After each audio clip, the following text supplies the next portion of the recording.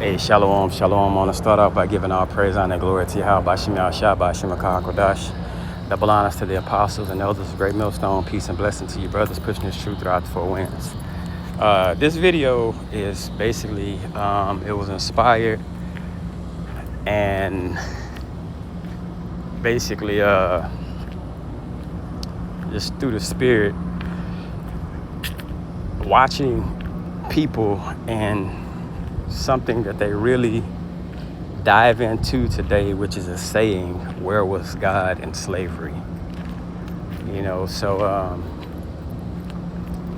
that it's just a point in that just kind of mess with my head. It's like, man, but you see it and it's often, and it's like it's something that's really growing if you just look at people, and it's something like even watching it online to where people will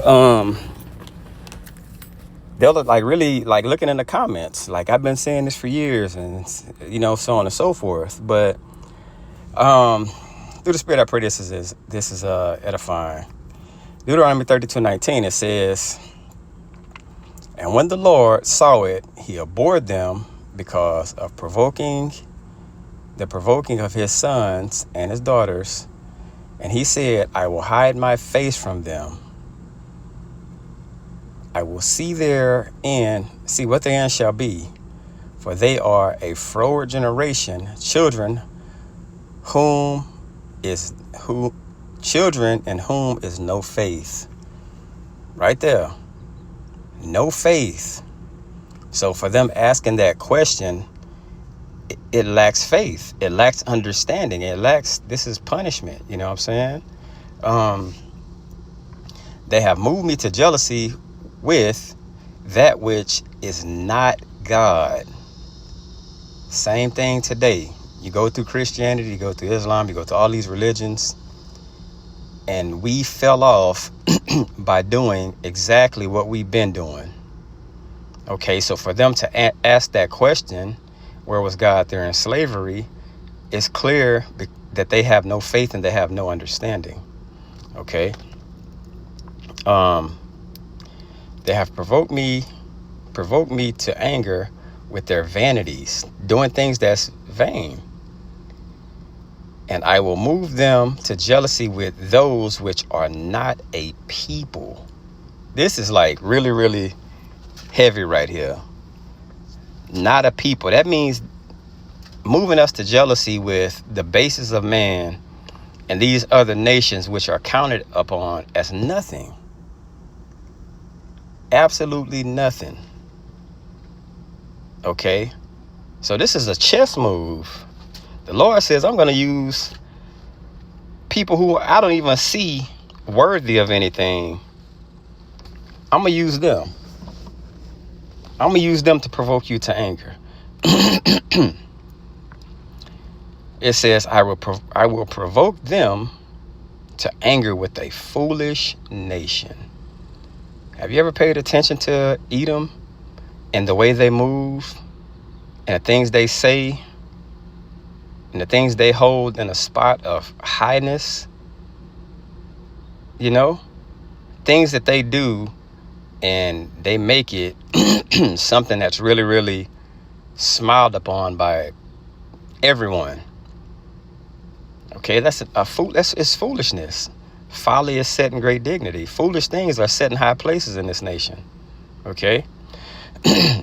For a fire is kindled in mine anger and shall burn into the lowest hell, and shall consume the earth with her increase, and set on fire the foundations of the mountains.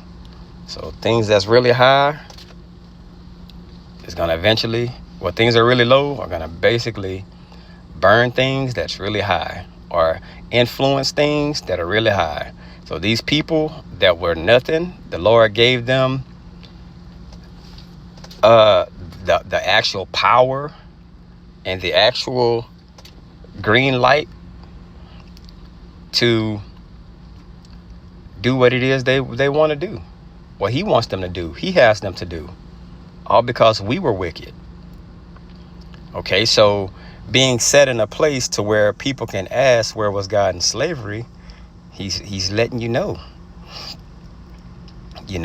He's letting you know. Deuteronomy 31:17. Then, and this is when it's basically he was basically given the the blueprint of it, of like, this is what's going to take place. This is future prophecy. Then mine anger shall be kindled against them in that day. What day? Now what we're looking at? Looking at current current regulation, like where we at now. In that day, and I will forsake them. Slavery, what happened?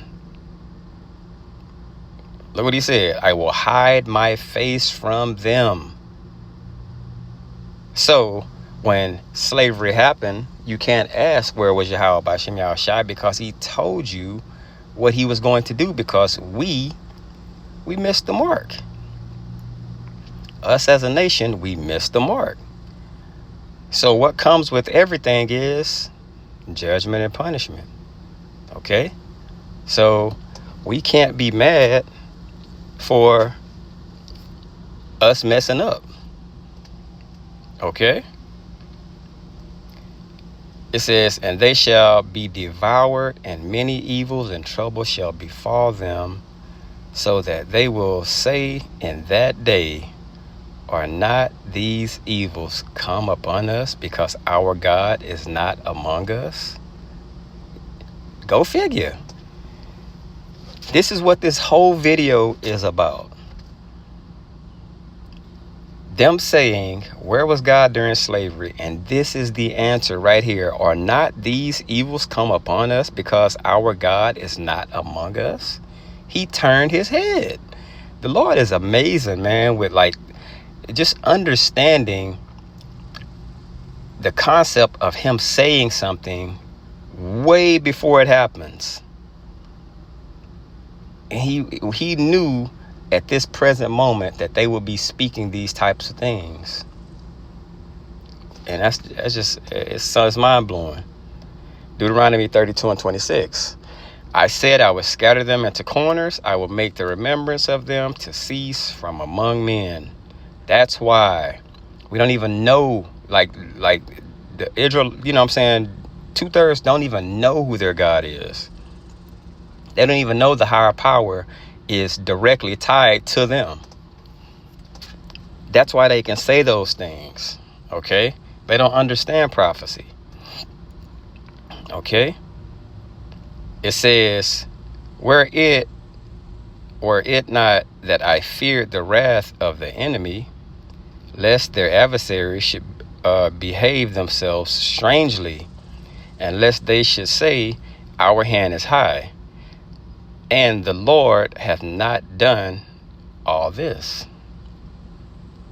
For they are void of counsel, neither is there any understanding in them. So that's why they can't. It's men, it's the prophets of the Lord are preaching, and they're void of counsel because they don't want to take heed and listen. You're getting your answer of where the Most High was when things transpired, when slavery transpired. He told you what happened, but it keeps happening, and you keep on being rebellious because you cannot be counseled. Okay, this is only Israel. You know who we are by just like looking at reading these scriptures and understanding rebellion. Okay, and no understanding. Oh, that they were wise, that they understood this. If they had the knowledge or received the knowledge that, oh, this is what happened. That's why we're in this situation. That's why we must go through what we're going through. Makes sense. So I can't say that where was the Most High during slavery because I have my answer now. Okay? That they would consider their latter end.